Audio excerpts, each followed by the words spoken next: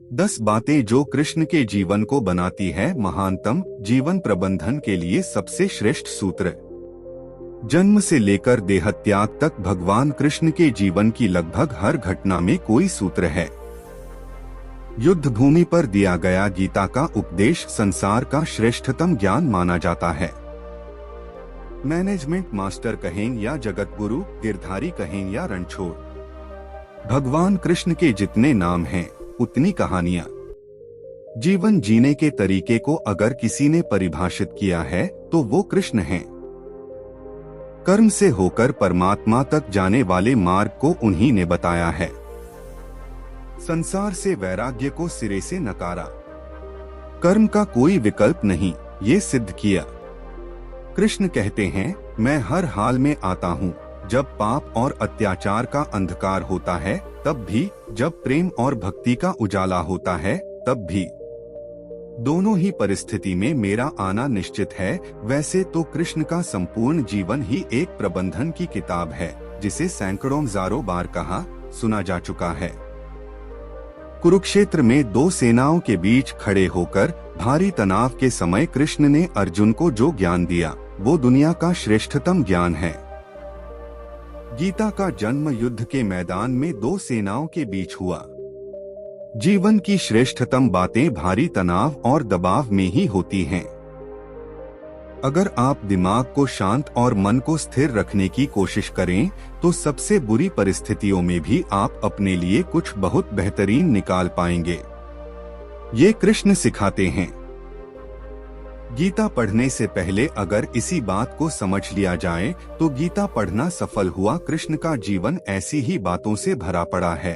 जरूरत है नजरिए की। उनका जीवन आपके लिए माइथोलॉजी का एक हिस्सा मात्र भी हो सकता है और आपका पूरा जीवन बदल कर रख देने वाला ज्ञान भी। आवश्यकता हमारी है, हम उनके जीवन से लेना क्या चाहते हैं। कृष्ण मात्र कथाओं में पढ़ा या सुना जाने वाला पात्र नहीं है, वो चरित्र और व्यवहार में उतारे जाने वाले देवता हैं। कृष्ण से सीखें कैसे जीवन को श्रेष्ठ बनाया जाए। 10 बातें हैं जो अगर व्यवहार में उतार ली तो सफलता निश्चित मिलेगी। 1. शुरू से अंत तक जीवन संघर्ष ही है। कारागृह में जन्मे कृष्ण, पैदा होते ही रात में यमुना पार कर गोकुल ले जाया गया। तीसरे दिन पुतना मारने आ गई। यहाँ से शुरू हुआ संघर्ष देह त्यागने से पहले द्वारिका डुबोने तक रहा। कृष्ण का जीवन कहता है, आप कोई भी हो, संसार में आए हैं तो संघर्ष हमेशा रहेगा। मानव जीवन में आकर परमात्मा भी सांसारिक चुनौतियों से बच नहीं सकता। कृष्ण ने कभी किसी बात की शिकायत नहीं की, हर परिस्थिति को जिया और जीता। कृष्ण कहते हैं, परिस्थितियों से भागो मत, उसके सामने डटकर खड़े हो जाओ, क्योंकि कर्म करना ही मानव जीवन का पहला कर्तव्य है। हम कर्मों से ही परेशानियों से जीत सकते हैं। 2. स्वस्थ शरीर से ही विजय है। कृष्ण का बचपन माखन मिश्री खाते हुए गुजरा। आज भी भोग लगाते हैं हम, लेकिन ये संकेत कुछ और है। आहार अच्छा हो, शुद्ध हो, बल देने वाला हो। बचपन में शरीर को अच्छा आहार मिलेगा तो ही इंसान युवा होकर वीर बनेगा। शरीर को स्वस्थ रखना है तो बचपन से ध्यान देने की जरूरत है। ये पेरेंटिंग के दौर से गुजर रहे युवाओं के लिए बड़ा मैसेज है। अपने बच्चों को ऐसा खाना दें जो उनको बल दे। सिर्फ स्वाद के लिए ही ना खिलाएं, तभी वे बड़े होकर स्वयं को और समाज को सही दिशा में ले जा पाएंगे। दोस्तों, वीडियो को लाइक करके अभी से कर ले। 3. पढ़ाई किताबी ना हो, रचनात्मक हो। कृष्ण ने अपनी शिक्षा मध्य प्रदेश के उज्जैन में सांदीपनी ऋषि के आश्रम में रहकर पूरी की थी। कहा जाता है 64 दिन में उन्होंने 64 कलाओं का ज्ञान हासिल कर लिया था। वैदिक ज्ञान के अलावा उन्होंने कलाएं सीखीं। शिक्षा ऐसी ही होनी चाहिए जो हमारे व्यक्तित्व का रचनात्मक विकास करे। संगीत, नृत्य, युद्ध सहित 64 कलाओं कृष्ण के व्यक्तित्व का हिस्सा हैं। बच्चों में कोरा ज्ञान ना भरें, उनकी रचनात्मकता को नए आयाम मिलें, ऐसी शिक्षा व्यवस्था हो। 4 रिश्तों से ही जीवन है, बिना रिश्तों के कुछ नहीं। कृष्ण ने जीवन भर कभी उन लोगों का साथ नहीं छोड़ा जिनको मन से अपना माना। अर्जुन से वे युवावस्था में मिले, ऐसा महाभारत कहती है, लेकिन अर्जुन से उनका रिश्ता हमेशा मन का रहा। सुदामा हो या उद्धव, कृष्ण ने जिसे अपना मान लिया उसका साथ जीवन भर दिया। रिश्तों के लिए कृष्ण ने कई लड़ाइयां लड़ी और रिश्तों से ही कई लड़ाइयां जीती। उनका सीधा संदेश है, सांसारिक इंसान की सबसे बड़ी धरोहर रिश्ते ही हैं। अगर किसी के पास रिश्तों का थाती नहीं है तो वो इंसान संसार के लिए गैर जरूरी है। इसलिए अपने रिश्तों को दिल से जिएं, दिमाग से नहीं। दोस्तों, हमारे चैनल द यूनिक वर्ल्ड को भी सब्सक्राइब कर ले ऐसे और वीडियो देखने के लिए। 5 नारी का सम्मान समाज के लिए जरूरी। राक्षस नरकासुर का आतंक था। करीब 16,100 महिलाओं को उसने अपने महल में कैद किया था। महिलाओं से बलात्कार में उसे सुख मिलता था। कृष्ण ने उसे मारा, सभी महिलाओं को मुक्त कराया, लेकिन सामाजिक कुरीतियां तब भी थीं। उन महिलाओं को अपनाने वाला कोई नहीं था। खुद उनके घर वालों ने उन्हें दूषित मानकर त्याग दिया। ऐसे में कृष्ण आगे आए, सभी 16,100 महिलाओं को अपनी पत्नी का दर्जा दिया, समाज में उन्हें सम्मान के साथ रहने के लिए स्थान दिलाया। कृष्ण ने हमेशा नारी को शक्ति बताया, उसके सम्मान के लिए तत्पर रहे। पूरी महाभारत नारी के सम्मान के लिए ही लड़ी गई। आप कृष्ण भक्त हैं तो अपने आसपास की महिलाओं का पूरा सम्मान करें। कृष्ण की कृपा पाने का ये सरलतम मार्ग है। 6 आपके मतभेद अगली पीढ़ी के लिए बाधा ना बने। कम ही लोग जानते हैं कि जिस दुर्योधन के खिलाफ कृष्ण ने आजीवन पांडवों का साथ दिया, उसकी मौत का कारण भी कृष्ण की कूटनीति बनी। वो ही दुर्योधन रिश्ते में कृष्ण का समधी भी था। कृष्ण के पुत्र सांब ने दुर्योधन की बेटी लक्ष्मणा का अपहरण करके उससे विवाह किया था, क्योंकि लक्ष्मणा सांब से विवाह करना चाहती थी, लेकिन दुर्योधन खिलाफ था। सांब को कौरवों ने बंदी भी बनाया था। तब कृष्ण ने दुर्योधन को समझाया था कि हमारे मतभेद अपनी जगह हैं, लेकिन हमारे विचार हमारे बच्चों के भविष्य में बाधा नहीं बनने चाहिए। 2 परिवारों के आपसी झगड़े में बच्चों के प्रेम की बलि न चढ़ाई जाए। कृष्ण ने लक्ष्मणा को पूरे सम्मान के साथ अपने यहाँ रखा। दुर्योधन से उनका मतभेद हमेशा रहा, लेकिन उन्होंने उसका प्रभाव कभी लक्ष्मणा और सांब की गृहस्थी पर नहीं पड़ने दिया। 7 शांति का मार्ग ही विकास का रास्ता है। कृष्ण ने महाभारत युद्ध के पहले शांति से समझौता करने के लिए पांडवों और कौरवों के बीच मध्यस्थता की। हालांकि दोनों ही पक्ष युद्ध लड़ने के लिए आतुर थे, लेकिन कृष्ण ने हमेशा चाहा कि कैसे भी युद्ध टल जाए। झगड़ों से कभी समस्याओं का समाधान नहीं होता है। शांति के मार्ग पर चलकर ही हम समाज का रचनात्मक विकास कर सकते हैं। कृष्ण ने समाज की शांति से मन की शांति तक दुनिया को ये समझाया कि कोई भी परेशानी तब तक मिट नहीं सकती जब तक वहाँ शांति ना हो, फिर चाहे वो समाज हो या हमारा खुद का मन। शांति से ही सुख मिल सकता है, साधनों से नहीं। 8 हमेशा दूरगामी परिणाम सोचें। महाभारत में जुए की घटना के बाद पांडवों को वनवास हो गया। कृष्ण ने अर्जुन को समझाया कि ये समय भविष्य के लिए तैयारी करने का है। महादेव शिव, देवराज इंद्र और दुर्गा की तपस्या करने को कहा। कृष्ण जानते थे कि दुर्योधन को कितना भी समझाया जाए, वो पांडवों को कभी उनका राज्य नहीं लौटाएगा। तब शक्ति और सामर्थ्य की जरूरत होगी। कर्ण के कुंडल कवच पांडवों की जीत में आड़े आएंगे, ये भी वे जानते थे। उन्होंने हर चीज पर बहुत दूरगामी सोच रखी। कोई भी फैसला तात्कालिक आवेश में नहीं लिया। हर चीज के लिए आने वाली पीढ़ियों तक का सोचा। यही सोच समाज का निर्माण करती है। 9 हर परिस्थिति में मन शांत और दिमाग स्थिर रहे। पांडवों के राजसूय यज्ञ में शिशुपाल कृष्ण को अपशब्द कहता रहा। छोटा भाई था लेकिन मर्यादाएं तोड़ दी। पूरी सभा चकित थी, कुछ क्रोधित भी थे, लेकिन कृष्ण शांत थे, मुस्कुरा रहे थे। शांति दूत बनकर गए तो दुर्योधन ने अपमान किया। कृष्ण शांत रहे। अगर हमारा दिमाग स्थिर है, मन शांत है, तभी हम कोई सही निर्णय ले पाएंगे। आवेश में हमेशा हादसे होते हैं, ये कृष्ण सिखाते हैं। विपरीत परिस्थितियों में भी कभी विचलित नहीं होने का गुण कृष्ण से बेहतर कोई नहीं जानता। 10 लीडर बने, श्रेय लेने की होड़ से बचें। कृष्ण ने दुनिया भर के राजाओं को जीता था। जहां ऐसे राजाओं का राज था जो भ्रष्ट थे, जैसे जरासंध, लेकिन कभी किसी राजा का सिंहासन नहीं छीना। कृष्ण के पूरे जीवन में कभी ऐसा नहीं हुआ कि उन्होंने किसी राजा को मारकर उसका शासन खुद लिया हो। जरासंध को मारकर उसके बेटे को राजा बनाया, जो चरित्र का अच्छा था। सभी जगह ऐसे लोगों को बैठाया जो धर्म को जानते थे। कभी किंग नहीं बने, हमेशा किंगमेकर की भूमिका में रहे। महाभारत युद्ध में भी खुद हथियार नहीं उठाया। पूरा युद्ध कूटनीति से लड़ा, पांडवों को सलाह देते रहे, लेकिन जीतने का श्रेय भीम और अर्जुन को दिया।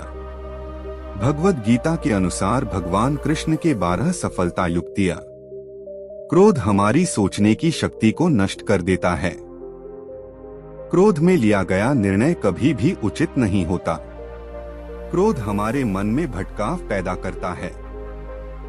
अक्सर गुस्से के कारण हम गलत फैसले ले लेते हैं, जिसके कारण कई बार हमें अपना सब कुछ गंवाना पड़ता है। क्रोध ही व्यक्ति के जीवन में सभी प्रकार की असफलताओं का मूल कारण है। लालच और वासना के अलावा क्रोध तीसरा सबसे बड़ा कारण है, जो हमें नरक के द्वार तक ले जाता है। गुस्से की वजह से आप किसी का नुकसान करें या न करें, लेकिन अपना नुकसान जरूर कर लेते हैं। अगर आप अपने जीवन में सफल होना चाहते हैं, तो आपको अपने दिमाग को शांत रखते हुए गुस्से पर काबू पाने की कोशिश करनी चाहिए। वही करें जो आपके मन को शांत करे। भगवान कृष्ण कहते हैं, हे अर्जुन, इसमें कोई संदेह नहीं है कि मन बेचैन है और इसे नियंत्रित करना मुश्किल है, लेकिन यह किसी भी निरंतर कठोर अभ्यास जैसे ध्यान, दृढ़ता और त्याग के साथ वश में हो जाता है।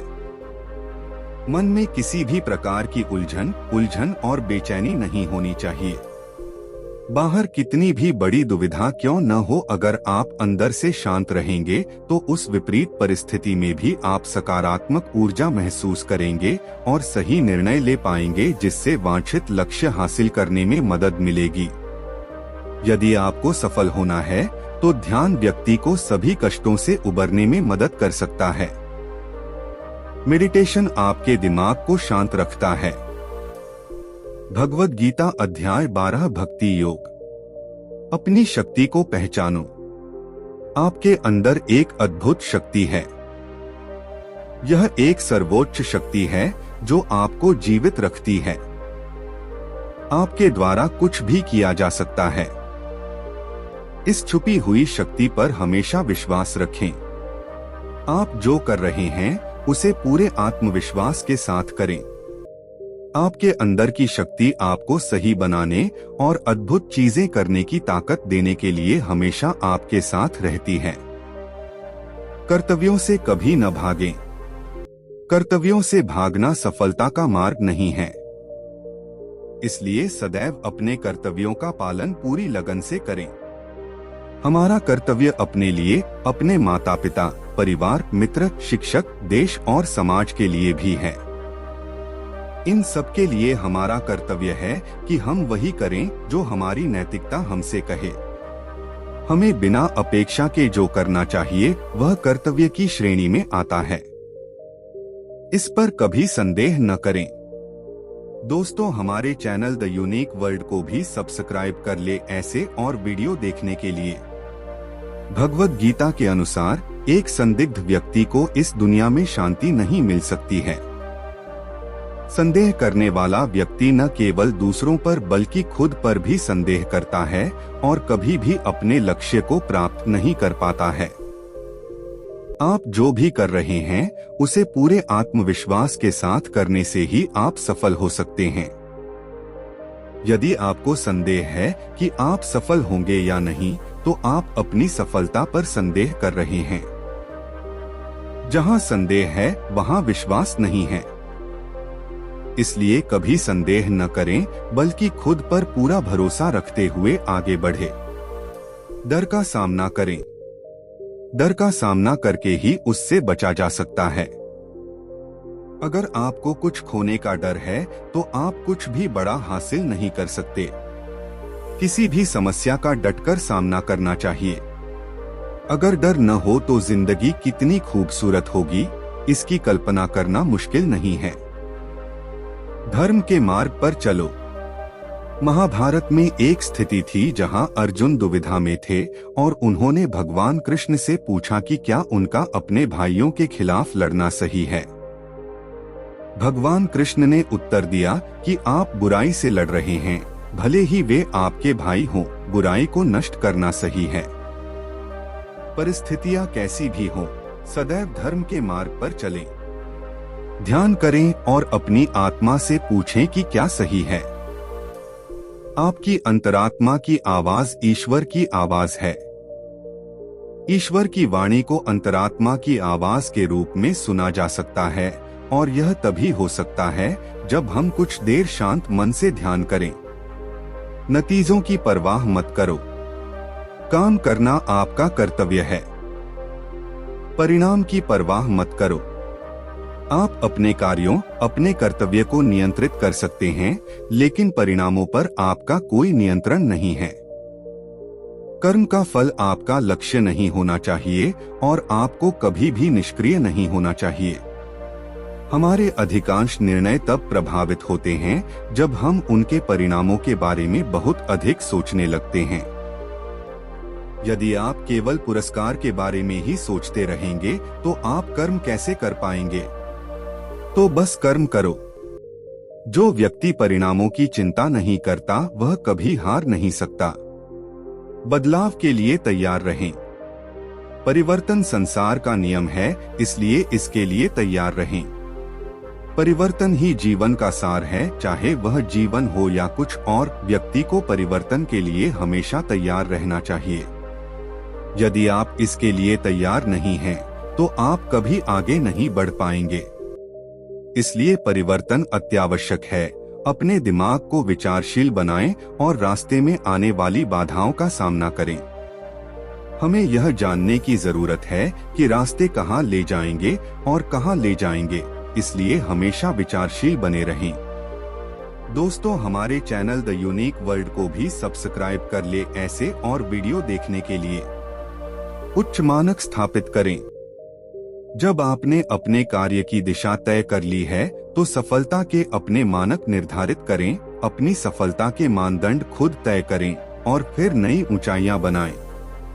महानतम उपलब्धि हासिल करने वालों ने खुद को अधिक से अधिक स्तर हासिल करने के लिए प्रेरित किया है। वे स्वयं से प्रतिस्पर्धा करते हैं और अपने जीवन के सभी क्षेत्रों में सीखते रहते हैं। अपनी सफलताओं और असफलताओं के बावजूद वे आगे बढ़ते रहते हैं और उनकी यात्राएं हमें प्रेरित करती रहती हैं और हमारे जीवन को रोशन करती रहती हैं। हमेशा विनम्र रहें। दोस्तों, हमारे चैनल द यूनिक वर्ल्ड को भी सब्सक्राइब कर ले ऐसे और वीडियो देखने के लिए। श्री भगवान कृष्ण समस्त सृष्टि के भगवान थे, फिर भी वे विनम्र थे और अपने बड़ों का सम्मान करते थे, चाहे वह उनके माता पिता, शिक्षक या उनके गरीब मित्र सुदामा हो। वह उन्हें प्रसन्न करने के लिए सदैव उत्सुक रहता था। इस वजह से लोग हर जगह उसकी मदद करने को तैयार रहते थे। अगर आप सफल होना चाहते हैं तो आपको हमेशा विनम्र रहना होगा। सभी को सम्मान दिखाना चाहिए, क्योंकि सभी सद्गुणों का मूल विनम्रता है।